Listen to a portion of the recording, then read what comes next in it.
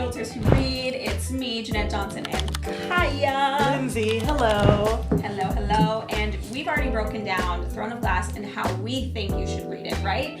But we have not did a spoilers and really went book from book and decided to break down our opinions, hot topics, and our ratings on these books. So, of course, timeline purposes only, because I think we agreed that this book comes forth, that we're going to start with Assassin's Blade and spill the hot tea. If you've already read it, stick around. If you have not, this contains spoilers, so just be prepared. If you Spoilers. Yes. Okay, so Assassin's Blade, we all know in the timeline of things, is the first book of the Throne of Glass series. It follows Selena Sardathian, who is a elite assassin for Arabin Hamel, who basically, what we would call maybe her capturer, but her... also a father figure. There's also this underlining, like, maybe... weird relationship interest thing going on. But she's super young. She's about 16 years old, and it's 5 novellas, so it's 5 short stories, giving us a backstory and a history of some of the experiences she went through, some of the alliances she made, and some of the people she's crossed through her time as an assassin. So, all right.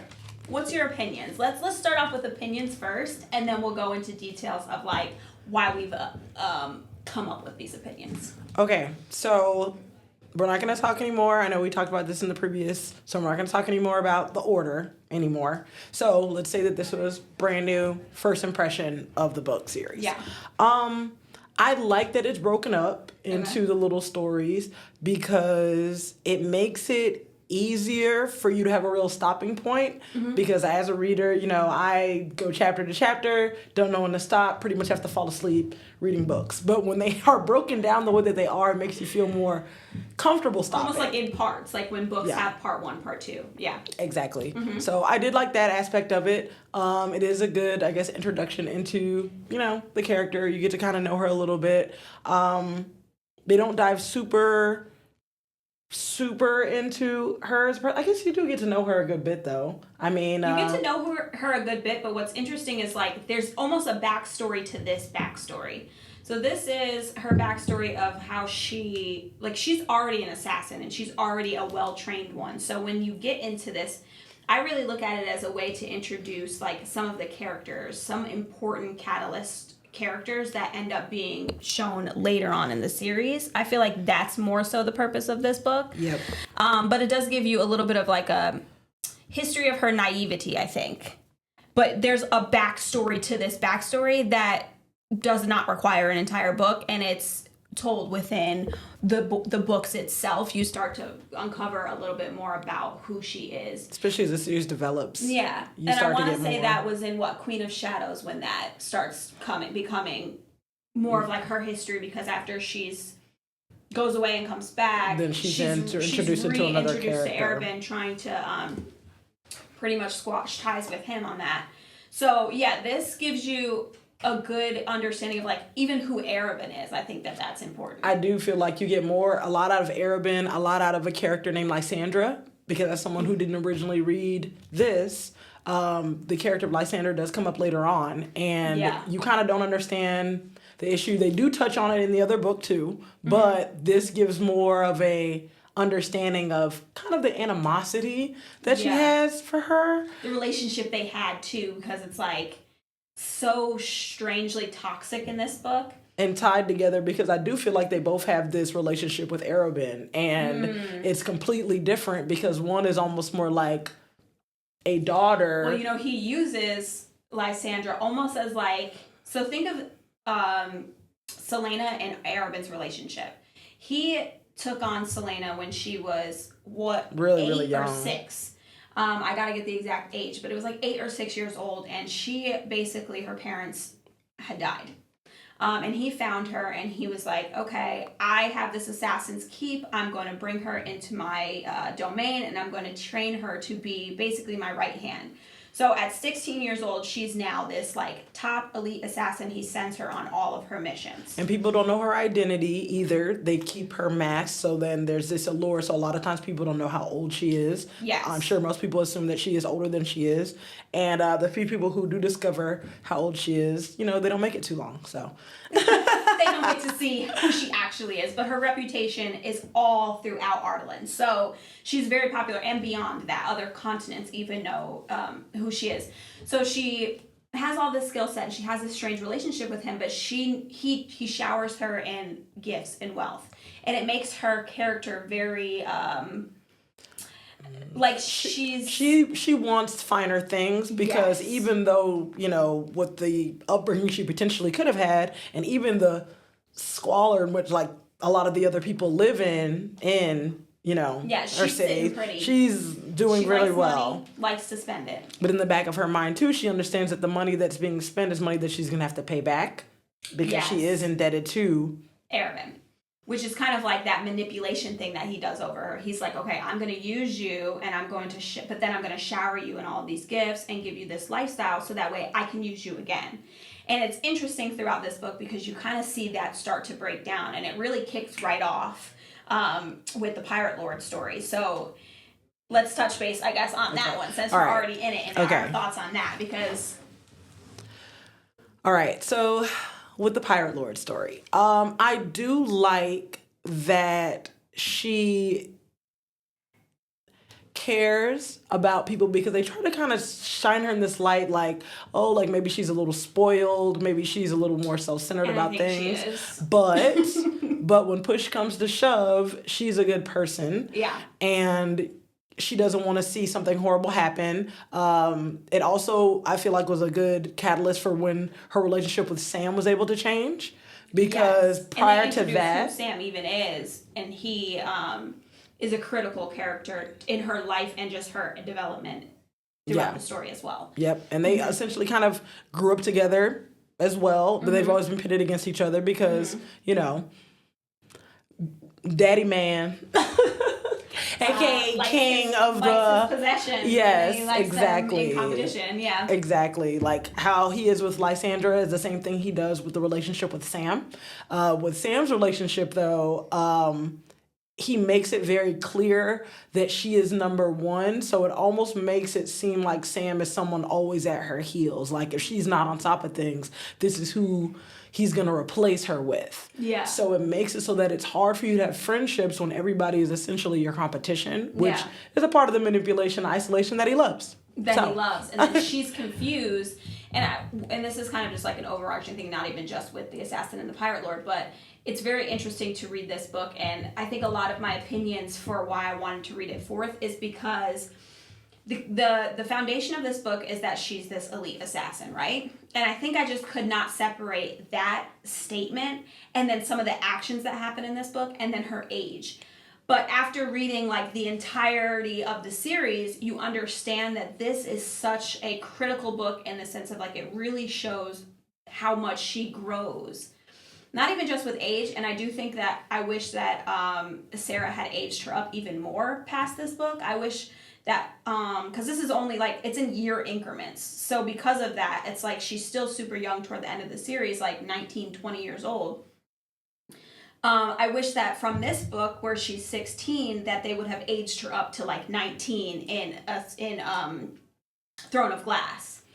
You know what I mean? So it was like even more of a jump, and even more of like she's had a lot of time to grapple and mature and grow up. But at the end of this book, it's pretty much the beginning of Throne of Glass. So you don't get that much time. It goes right from there into the next book. So yeah. Because I'm like, okay, 16 is just so young. Like, how are you? And then you can tell throughout all of the stories, because some of the choices she makes, one being at the end of Pirate Lord, she decides that her and Sam are going to save the slaves. And it's like, okay, love that. Love you, girl. Love your hearts. But you know who you're dealing with right now. You know who Arabin is, and you know there's going to be a consequence to that. Well, yeah, but also I feel like it was pretty much one of the main parts that I liked about her in this part of it, because as I read the book, I was not a huge fan of her character, because I really like her later on in the books. So I was totally with you on that. So with that being said, I felt like it was nice because their decision to free the slaves, her concern was that, Stan was going to give her resistance, and instead it was the opposite. He was happy to be a part of that, but it's like because of his background and him essentially belonging and being a possession like everybody else, he could understand why you want to want freedom from other people. Yeah, and it shows Sam's loyalty to her, which is interesting because they both are under, Arabin's hold. So it's like they both kind of equally make the decision together, and I'm just like, okay, I guess that is also a part of, as a reader, a way to kind of like trigger our heartstrings a little bit, like, oh, they're so cute, they have this like loving relationship and he'll do anything for her. And then she realizes in the midst of all of the drama that she is concerned for him, because then as things are happening, then she's worried about him. And she doesn't understand, and it's like, that always kills me. It's like, girl, you care about him, girl. Like, you do. Stop and it. That's also, I think, one of the things that bothered me on her character in this book is just like, why are you so irritating? And then I go, oh, she's 16. Okay. She's supposed to be irritating. She's supposed to be young. She's supposed to not have a lot of life experience, especially when it comes to dating or whatever. So I'm like, oh, she's just bothering me. So it was really hard for me to get through this book. I'm not going to lie. This was very challenging. As we fast forward deeper into the book, she ends up getting relationships with two different women, friendships that end up developing. One, very quickly, they kind of breeze by it. It's a shorter, which one's that one titled? Where she is with the healer in the desert? Yep, the assassin and the healer. So in the assassin and the healer, she ends up having a relationship with Yrene, who gets reintroduced later on in Tower of Dawn. And it's very, which also leans into making me feel like, okay, that was another purpose for the book, so that they could introduce the characters without feeling like there's so much like stuff you have to digest all at once at the end. So I do like that they touch back on it, and it's like, okay, you're giving me more I actually appreciate that from like Sarah's, like as the writer, to give us a book to kind of go off of. Even though some people are like, okay, this is such a filler book, it's like, yes, it's not a book you're supposed to love. Like, I think that's just what it is. Like, hands down, I don't think it was designed for you to absolutely love it and just be like, yes, oh my God, this was the best book ever. So I came to terms with that, and I moved on with the series.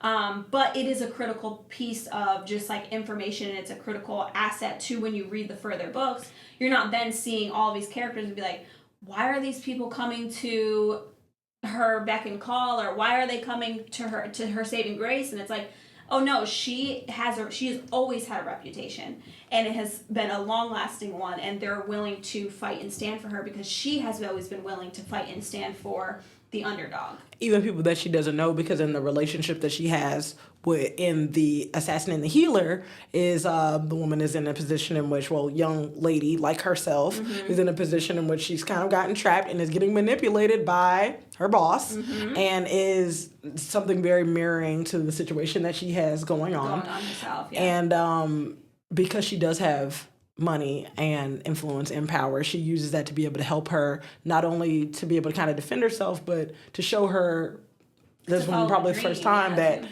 even though things can be hard, you need to be able to move forward. And that was a good, like, nice little cutesy relationship. But then the next relationship in The Assassin in the Desert. And that shows like betrayal, and this was also a story where I was like, girl, use your smarts here. Use your dang smarts. However, it did end with like a nice little plot twist, and I was like, oh wow, like I really didn't expect this. But Selena was very crushed when she found out that Ansel was basically out to get her. Not even out to get her. It was more like she wasn't going to let her stand in the way of her revenge. But even in that story, it's like, okay, Selena is a designed killer, and you can see in a lot of the things that she does that her mindset is like, I'll attack no matter what, like either attack or be attacked. But she's able, like, when things get really heightened, she's able to push that down and say, okay, like I have to think smart and I have to do what's right here. And I think that's the one thing that will make you fall in love with her character over time. Even if you start reading this book and you're like, who the heck is Selena? Well, she's got 5 identities by the time you're done with By this the time book. you're done. She's Selena. Yeah. She's Lily. What was she? Lilith or something in Throne of Glass. Oh, yeah, when because they she try had to their, like, disguise her from that, and then she's... and later on, as you develop, you end up finding out her backstory, what her real name is, all of those good. She's got a lot going on. She's got a lot going on. So, like, this is truly a journey, and this is only the beginning. Yeah, I ended up, I guess, liking this better later because I just recently reread it when I knew we were going to be doing this, and I was able to appreciate the book more than I did the first go round. Yeah. Because the first go round, I was just like, come on, next book, please. Like, let's go. But this go round, I guess also because now I know the characters. It's just like when you watch a movie and then you catch things you didn't catch the first time. Yeah. So I was able to read it less begrudgingly and enjoy and understand some of the things. Although I like that it's all her point of view. As the stories develop too, they end up jumping around with more points of view as you get later into the stories, and I feel like that can be a little confusing. So it is good to have a lot of foundation so that you can read from each one of the people's voices and hear their voices better when you have more backstory to them.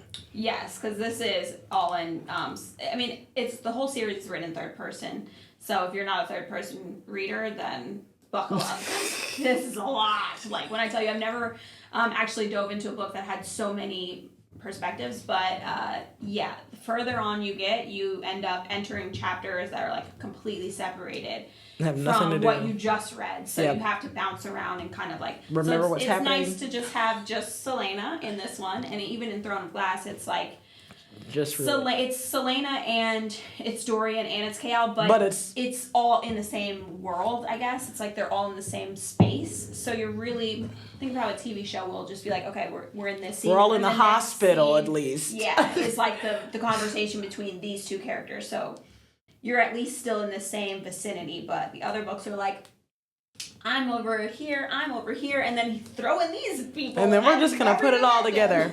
Okay, when I said hospital, my mindset was thinking about Grey's Anatomy, by the way. I feel like I need to dive into that.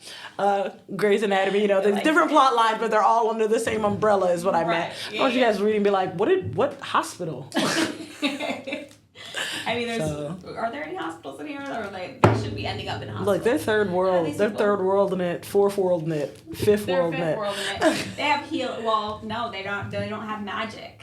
I think that's actually an interesting concept we should talk about because the concept or the layers that this series has, and I know we're only talking about Assassin's Blade as far as like opinions and stuff, but I just can't help but to think about this.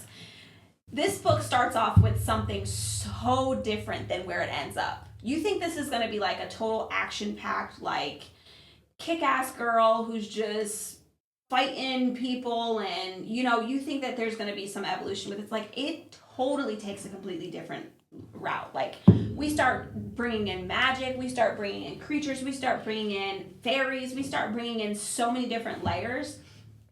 And if you really are like a fantasy reader, I can't see why you wouldn't love this series. Yeah. As a whole, you just gotta get through it. It's coming. This is a book. It's coming. No, this one not so much. I rated this 3 stars. Out of 5. Out of 5. Okay, I was like out of 10. I'm like, oh my gosh. No. I rated it 3 stars for necessity, not even for interest. I actually did not like anything about this. And I can't pressure myself into a 5-star system. I will do a 10-star system. A 10-star system? Because even though 3 might feel the same as 6, it doesn't feel the same to me. So I will give this one a 6.5. 6.5 out of 10? Yes. And with that being said, this is still the lowest of my ratings. Yeah. Is the 6.5. Some people literally love this book, and I think it's because of the ending, the last story, and I won't give that away because if you have not read it and you've watched this, I don't want you to... It's like a very catalyst ending to the next book. I just feel like with all of her relationships, in the grand scheme of her relationship building with people that she meets in the future, I think that because of the order that I read it, this relationship meant the least to me. even though it's a part of her I agree, character. though. And I read this first. Okay. I read this like, first, I really didn't and care I was about her just like, relationships. I don't care about you and Sam. Like, Yeah, like... and that seems horrible to say because people are like, oh, I love Sam. And I'm like, I don't feel like I got enough of Sam to love him. Yeah, I needed more. I need about... It takes me about 2-3 books before I really care about somebody. Yeah, or like your character has to just come in really strong. Like even if it's like, I'll talk about my other feelings when we get there. But some of the other characters, her love interest in the story itself, as it prolongs, I'm like, I actually don't feel what these people feel for this guy. Like, I was not a fan. Because, too, I feel like a really good relationship ends up making kind of, like, growth. And because of the way that it is, and because it is, like, a prequel, it's like she's really not allowed to grow enough out of it. Because even if you felt like she grew, it's like, by the time you read Throne of Glass, you're like, did she grow? You know? No, she didn't. You know what I She mean? It doesn't feel like backwards. she learned enough from... the first book. And then I also think the writing style, and I read a lot of romantasy, so my level of like spice has to come. It doesn't have to be full on. Like I don't need all the details, the nitty gritty, but I need something. Even if it's fade to black, that's fine. Fade to black is fine. But this is like just. Not enough. We're going to fall in love, but we're not going to have any normal, like... romantic. Unless it was like, well, we have to wait till marriage or something, which that's not even a standard. That doesn't it's just seem more like so the style. Like, it's just like, I'm not ready. And it's like, okay. But you're going to run away with him? You love him so much? Like, I'm confused. But, I mean, and I get it, too, because I guess because of her age, maybe the author was more so not trying to... Well, the author was young, too, so I just think that was just how that... Well, she wasn't young when she wrote this. Because this came later. Yeah, that's true. She'd already written other stuff. That is true. So, but I guess because her character's young, and then she already was innocent in Throne of Glass, she couldn't then make her So I'm like, not in this book. Yeah. But shout out to you though, Sarah. I still love you, and I'm grateful for you. I do, and I've read this one not as much. Have you read Crescent City? No, I haven't read Crescent City. Okay, I haven't either. So we have so much Sarah J. Maas for you guys because she still needs to get into ACOTAR, and once we get into there, we're gonna be in a whole nother world of excitement. But those are my opinions on here. 3 stars for me. Critical read, definitely something that you have to put into the series. Don't skip it. It would just be a disservice to you in the experience. Read them all. Don't expect it to be like your absolute favorite of the series. Still keep pushing if you read it first. And if you read it fourth, just use it for the information that it is. And don't hold it against the series if you don't like this. Now, I mean, you might be somebody who loves it, you know? Yeah. But if you don't love it, that doesn't mean don't read any more of them. Give it a second. Give it a second. Because, I mean, I like Throne of Glass, you know, the true first book. And, you know, it was enough to kind of make me, you know, and then by the time we get into the 3rd book, you're in the meat and potatoes. Meat and potatoes. Ooh. Well, technically the 2nd book of the series. Oh. But we'll get there. All right. Well, thank y'all for listening, and see us again when we talk about Throne of Glass. Thank you, guys.